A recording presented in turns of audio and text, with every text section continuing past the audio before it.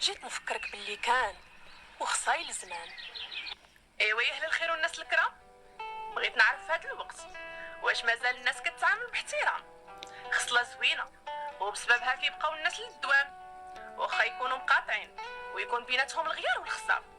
ياك سلافنا قالوا احترم تحترم، ايوا مال هاد الناس طغات وما بقات شي بغات تحشم، تيدخلوا ليك ما بين الجلده والعظم وكيعطيو راسهم شي صلاحيات ما كاينه شي عند المقدم، ويتزرعوا ليك في حياتك ويعيبوا لك في شكلك ويناقشوك في رزقك وفاش كتخدم.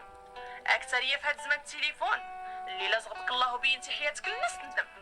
داكشي علاش احترم راسك انت الاول وما تخليش شي الناس فاش تنمم، واللي فات الحدود معاك وريهم ليه باش مره اخرى حدو يلزم وما يعاودش عليك يزعم.